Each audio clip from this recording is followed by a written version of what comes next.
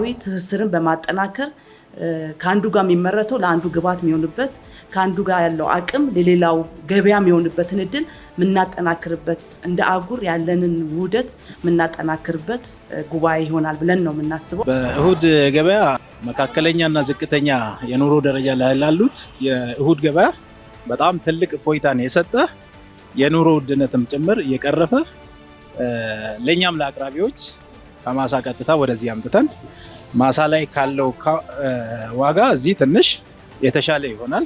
ለገዢውም ደግሞ ከሌላ ከሚገዛ እሁድ ገበያ ላይ ሲገዛ የተሻለ ነው ማለት ነው። የኢራን የውጭ ጉዳይ ሚኒስትር አባስ አራግቺ በሰጡት መግለጫ ኢራን በአሜሪካ ላይ በጦር ሜዳውም ሆነ በዲፕሎማሲው ጠረጴዛ ላይ ፍጹም ድል መቀዳጀቷን በይፋ አውጀዋል። እንደ አራግቺ አገላለጽ በጦርነቱ መጀመሪያ ላይ የኢራንን ያለምንም ቅድመ ሁኔታ እጅ መስጠት ሲጠብቁና ሲመኙ የነበሩት ወገኖች ዛሬ ላይ ተስፋ ቆርጠው የድርድር ጥሪ ለማቅረብ ተገደዋል ብለዋል። ሰላም ጤና ይስጥልን ውድ ሀገሬ ቴሌቪዥን ተመልካቾቻችን፣ ሀገሬ ዜና ጀምሯል።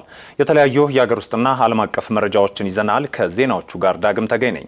በመጀመሪያም ቀዳሚ ወዳደረግነው መረጃ አለፍኩኝ።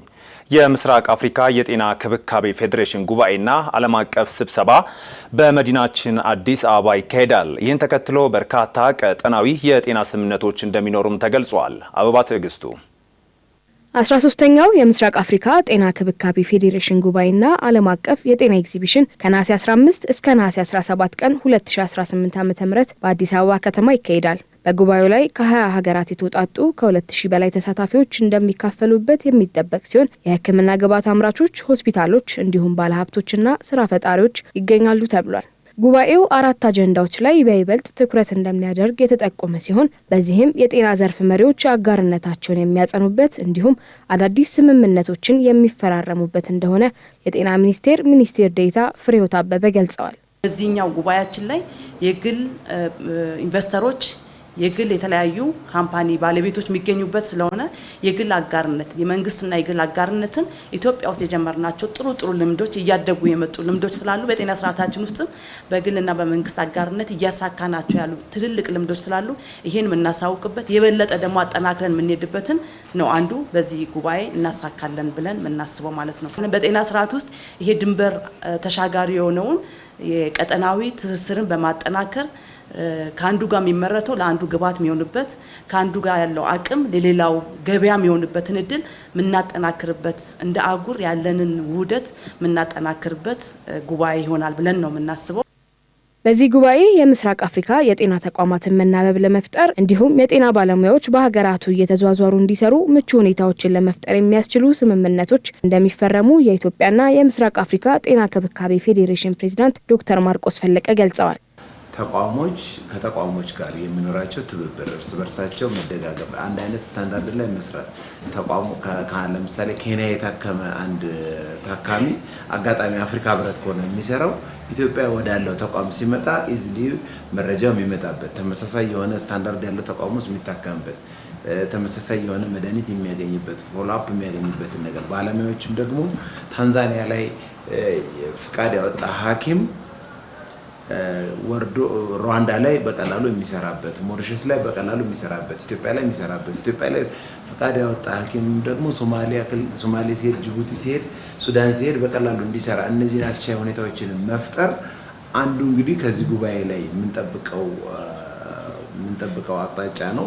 ከጉባኤው ጎን ለጎን ከሚደረጉ ስምምነቶች መካከል የግል ዘርፉ በአንድ ማዕቀፍ ስር ሆኖ መድኃኒቶችን ለመግዛት እንዲችል የሚያግዝ የማዕቀፍ ስምምነት ከኢትዮጵያ መድኃኒት አቅርቦት ድርጅት ጋር እንደሚፈረም የኢትዮጵያ ጤና ክብካቤ ፌዴሬሽን ገልጾ የስምምነት በጋራ በመፈጸሙ 20 በመቶ ያክል የዋጋ ቅናሽ እንደሚኖር አስታውቋል። በኢትዮጵያ ታሪክ በምስራቅ አፍሪካም ታሪክ ለመጀመሪያ ጊዜ ፕራይቬት ሴክተሩ የራሱን ግብአት ሰብስቦ በአንድ ማዕቀፍ እንዲገዛ የሚሆንበት አንድ የማዕቀፍ ስምምነት ከኢትዮጵያ የመድኃኒት አቅርቦት ድርጅት ጋር እንፈራረማለን።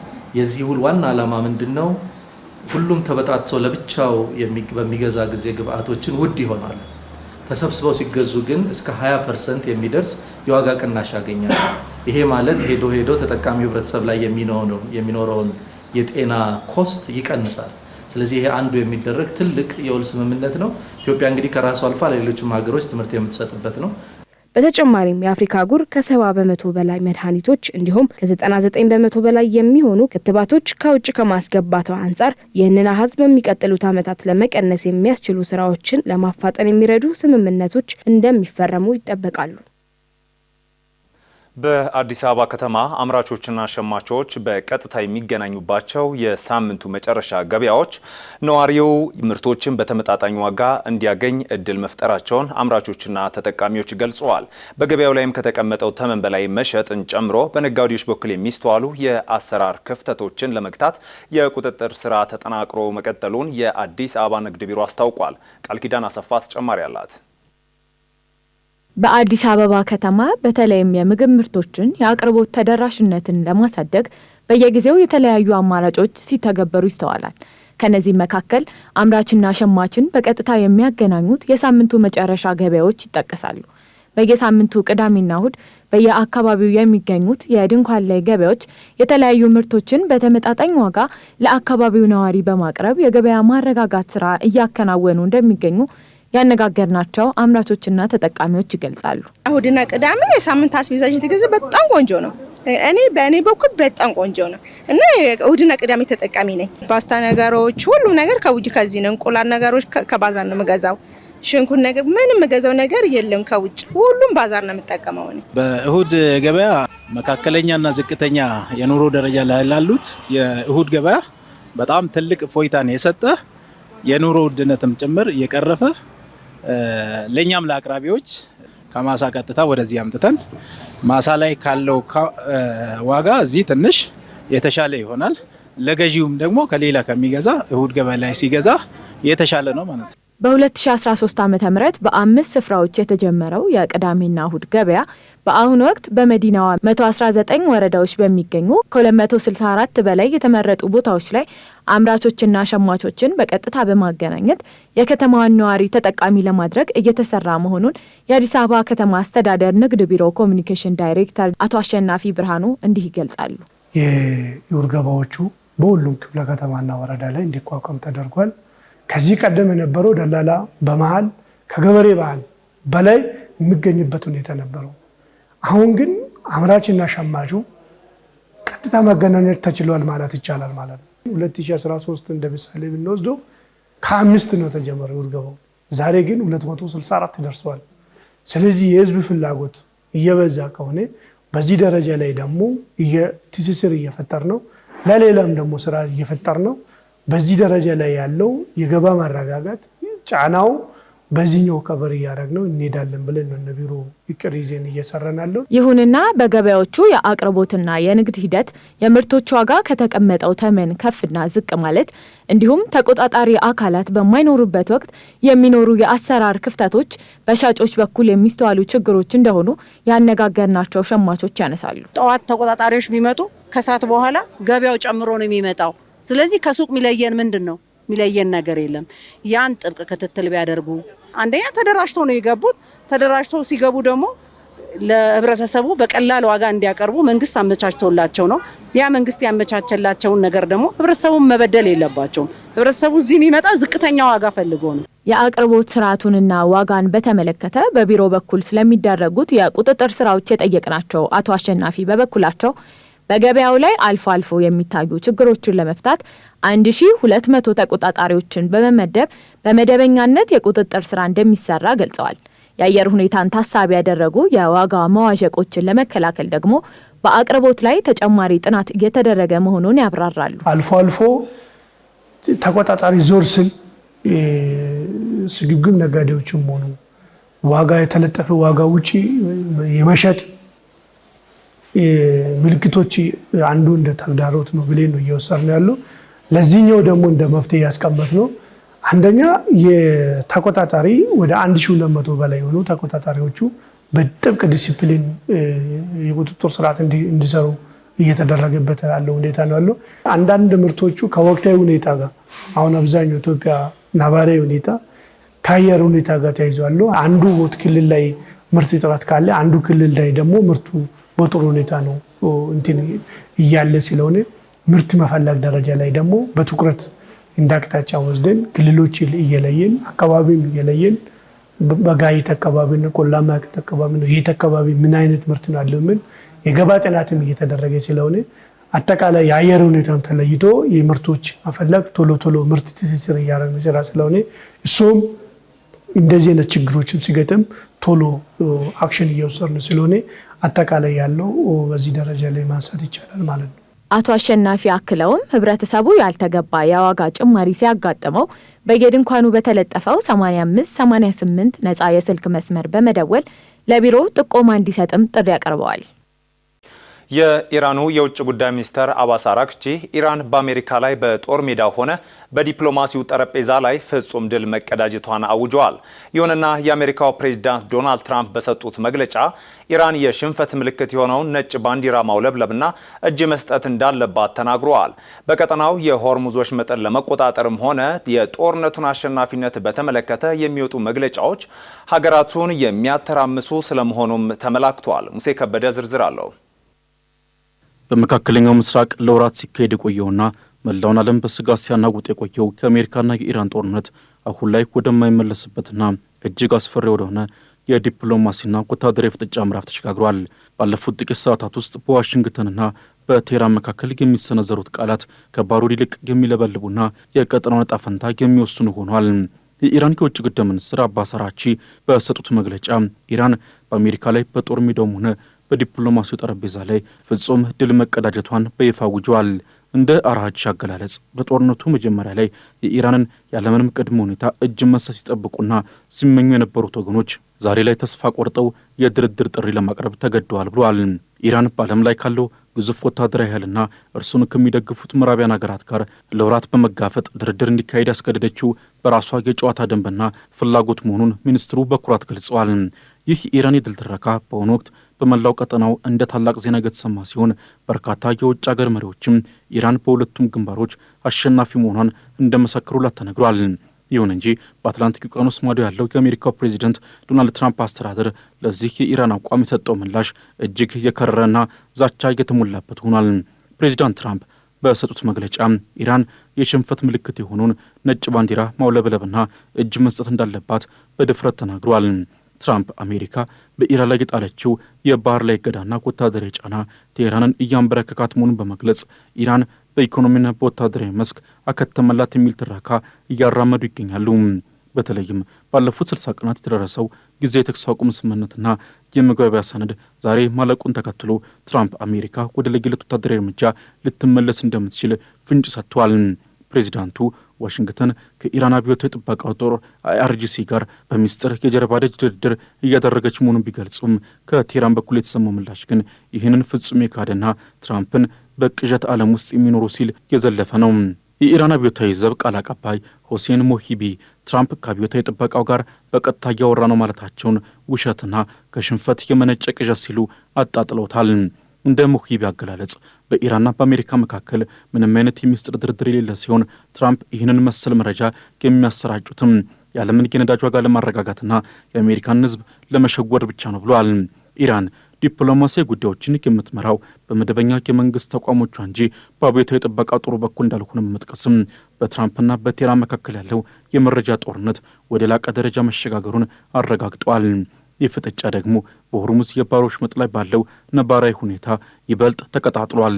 የኢራን ፓርላማ አፈ ጉባኤና ዋና ተደራዳሪ መሐመድ ባጌር ጋሊባፍ እንደገለጹትም አሜሪካ በመግባቢያ ሰነዱ ላይ የገባቸውን ቃሎች ማለትም የባህር ላይ እገዳውን ማንሳት፣ የታገዱ የኢራን ሀብቶች መልቀቅና በነዳጅ ዘርፍ ላይ ያለውን ማዕቀብ ማቆም እስካልፈጸመች ድረስም የሆርሙዝ ወሽመጥ ለንግድ መርከቦች ዝግ ሆኖ ይቆያል። በአሁኑ ወቅትም በሆርሙዝ የባህር ወሽመጥ በኩል የሚደረገው የንግድ እንቅስቃሴ ከታሪክ ዝቅተኛው ደረጃ ላይ መውረዱን የባህር ላይ መረጃዎች ያመለክታሉ። ባለፈው ቅዳሜና እሁድ በአካባቢው የተመዘገቡት የንግድ መርከቦች ቁጥር ከመቼውም ጊዜ በታች መሆኑ የቀጠናውን የኢኮኖሚ ሽባነት ያሳያል። ኢራን አሜሪካ በዲፕሎማሲው መስክ ካልተስማማች ትክክለኛና ወቅታዊ የሆነ ወታደራዊ ጥቃት በመሰንዘር የባህር ላይ እገዳውን በኃይል እንደምትሰብር አስጠንቃለች። የኢራን ወታደራዊ ስትራቴጂ ከመከላከል ወደ ጥቃት መሸጋገሩን እንደገለጹት የቴህራን ባለስልጣናትም ማንኛውም የአሜሪካ ስህተት ለዋሽንግተን መራራ ዋጋ እንደሚያስከፍላት ዝተዋል። የኢራን ምክትል የውጭ ጉዳይ ሚኒስትር ካዚም ጋሪባባዲ ትራምፕ የሆርሙዝ ወሽመጥን ከአሜሪካ ግዛት አድርገው ሊያውጁ ይችላሉ የሚለውን ወሬ ሲያጣጥሉ ወሽመጡ የኢራን ነበረ፣ የኢራን ነው፣ ለዘላለምም የኢራን ሆኖ ይቆያል ብለዋል። ኢራን አሜሪካንን ከቅዠት እንድትወጣና ሽንፈቷን እንድትቀበል የጠየቀች ሲሆን ወሽመጡ የሚከፈተውም ሆነ የሚዘጋው በቴህራን ትዕዛዝ ብቻ መሆኑን ትናገራለች።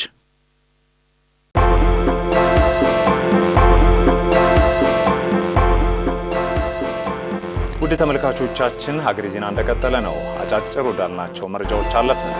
የውጭ ሀገር ዜጎች የመኖሪያ ቤት ባለቤት የሚሆኑበት አሰራር ወደ ተግባር መግባቱን የከተማና መሰረተ ልማት ሚኒስቴር አስታውቋል።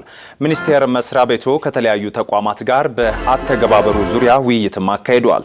በመመሪያው መሰረት ማንኛውም የውጭ ሀገር ዜጋ የመኖሪያ ቤት ባለቤት ለመሆን ሊያሟላ የሚገባውና ለአንድ መኖሪያ ቤት የሚያስፈልገውን ዝቅተኛ የገንዘብ መጠን ተዘርዝሯል። ከዚህ በተጨማሪም በኢትዮጵያ ሊኖረው የሚችለው የቤት መጠን አንድ ብቻ መሆኑንም ሚኒስትሩ ገልጸዋል። የከተማና መሰረተ ልማት ሚኒስትር ጫልቱ ሳኒ የኢትዮጵያ ኢንቨስትመንት ተመራጭነት ለማሳደግ የቤት ልማቱን ለማጠናከርና የስራ ዕድል ለመፍጠር ይህ እርምጃ ያላቀ ፋይዳ እንዳለው አብራርተዋል። አሰራሩ ውጤታማ እንዲሆን በተቋማት ቅንጅታዊ አሰራር ወሳኝ ነው ያሉት ሚኒስትሯ ለዚህም የሚመለከታቸው ተቋማት በተጠናከረ ቅንጅታዊ አሰራር መተግበር ያስፈልጋል ብለዋል።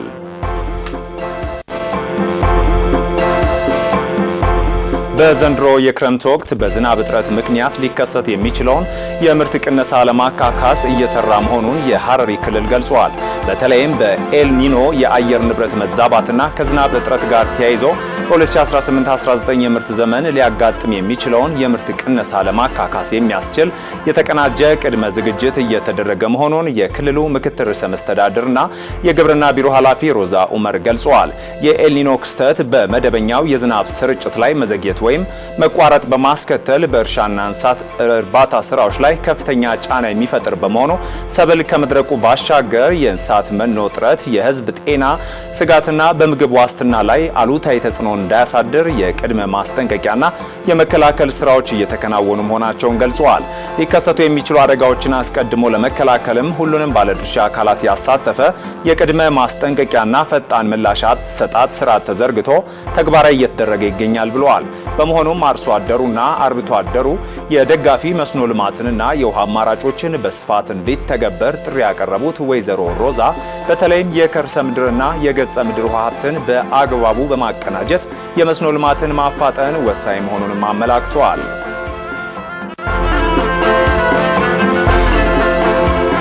ከአእምሮ ጤና እክል ጋር የተያዙ አሉታዊ አመለካከቶች አሁንም ሰፊ ትኩረት እንደሚሹ ተገልጿል። የተስፋ ጉዞ የጋራ ድርሻችን የጋራ ፈውሳችን በሚል መልእክት የተዘጋጀው የአእምሮ ጤና ግንዛቤ ማስፋፊያ መርሃ ግብር በየካ ኮተቤ ሆስፒታል ተካሂዷል። የሆስፒታሉ ዋና ዳይሬክተር ዶክተር መገርሳ አለሙ እንደገለጹት ከ5 ሰዎች መካከል አንዱ ከቀላል እስከ ከባድ የአእምሮ ጤና መታወክ እንደሚገጥመው ጥናቶች ያመላክታሉ። ይሁንና በማህበረሰቡ ዘንድ የአእምሮ ጤና እክል እንደ ማንኛውም ህመም በሕክምና እንደማይድን ማሰብና የመሳሰሉ አሉታዊ አመለካከቶች በሕክምና አገልግሎት አሰጣጡ ላይ የራሳቸውን ጫና እየፈጠሩ መሆኑን ገልጸዋል። ሆስፒታሉ ካሉት አልጋዎች መካከል ግማሽ ያህሉ የሚሆኑትን ለዚሁ አገልግሎት በመመደብ በአእምሮ ጤና ላይ እየሰራ መሆኑን በመግለጽ የአእምሮ ህመም ታክሞ መዳን የሚችል ህመም መሆኑን መገንዘብ ይገባል ሲሉም አሳስበዋል። የአእምሮ ጤና መታወክን በተመለከተ ያለውን አሉታዊ አመለካከት ለማሻሻልና ታማሚዎች ሕክምና እየተከታተሉ መደበኛ ህይወታቸውን እንዲመሩ የሁሉም አካላት ተሳትፎና መደጋገፍ እንደሚያስፈልግም አጽንኦት ሰጥተዋል።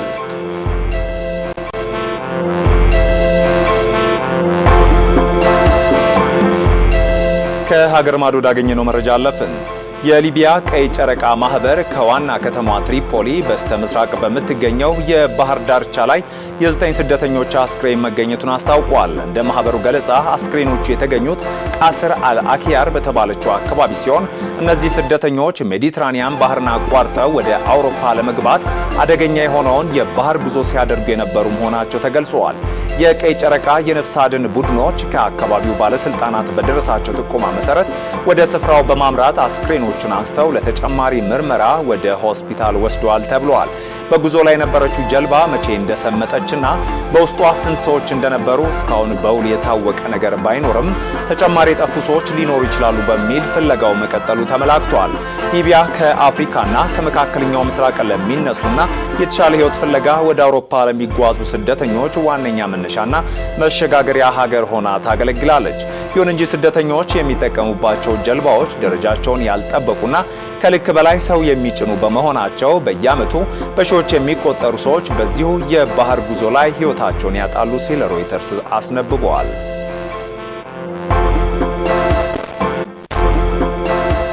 የፍልስጤሙ ታጣቂ ቡድን ሐማስ የፕሬዝዳንት ትራምፕ አማካሪ ጃሬድ ኩሽነር እስራኤልን መጎብኘታቸውን ተከትሎ ለጋዛው የተኩስ አቁም ስምምነት ያለውን ቁርጠኝነት በድጋሚ ገልጿል።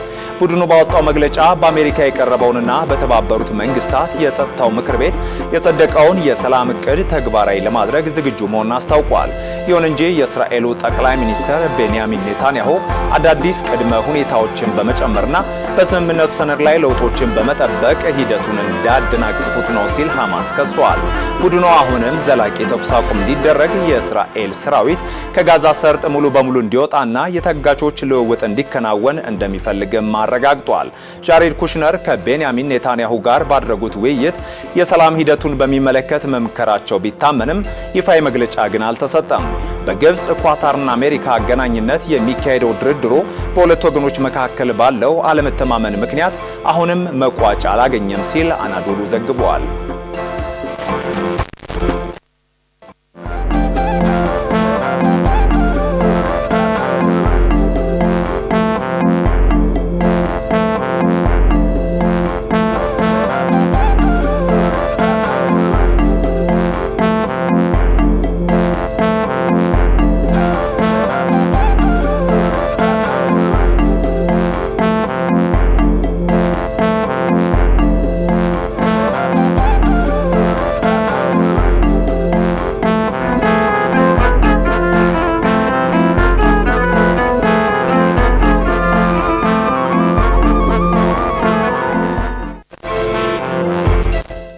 በተደጋጋሚ ጊዜ እጃቸውን የሚታጠቡ በር መቆለፍና አለመቆለፋቸውን የሚጠራጠሩ ሌሎች ያደረጓቸውን ነገሮች የሚዘነጉና እነሱ ከፈለጉት አቀማመጥ ውጪ ሲሆን የሚረበሹ ሰዎች በዙሪያችን ይኖራሉ።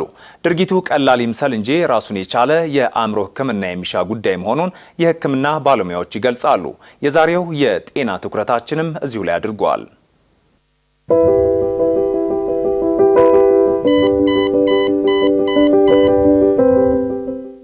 ሰላም።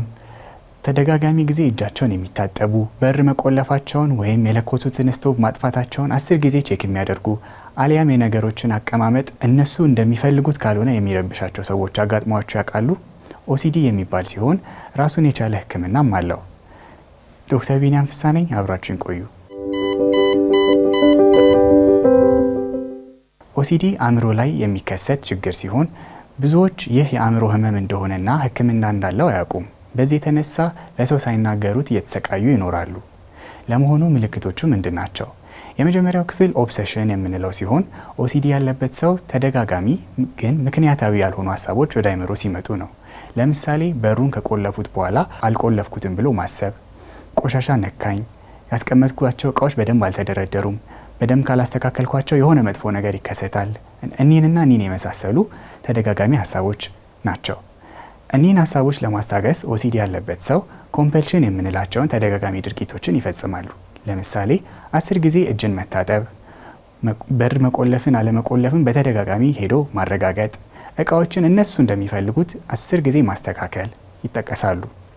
ታዲያ እነዚህ ምክንያታዊ ያልሆኑ ድርጊቶችን ኦሲዲ ያለበት ሰው ለረጅም ሰዓታት እየደጋገመ በቀን ውስጥ ሊያከናውናቸው ይችላል። ይህም የዕለት ተዕለት ኑሮ ላይ ተጽዕኖ ያሳድራል። ከዚህ በተጨማሪ እንደ ድብርት፣ ጭንቀት እንዲሁም ሌሎች ተጓዳኝ አእምሮ ህመሞችን ሊያስከትል ይችላል። ኦሲዲ መታከም ይችላል። በዋናነት በስነ አእምሮ ሐኪም ወይንም ሳይካትሪስት የሚሰጡ የተለያዩ ህክምናዎች ሲኖሩ ከዚህ በተጨማሪ መድኃኒቶች ሊታዘዙ ይችላሉ። እነዚህ ምልክቶች እርስዎ ላይ ወይንም ወዳጆቹ ላይ ካስተዋሉ ህክምና እንዳለውና ሊድን እንደሚችል ያስታውሱ። ሰላም።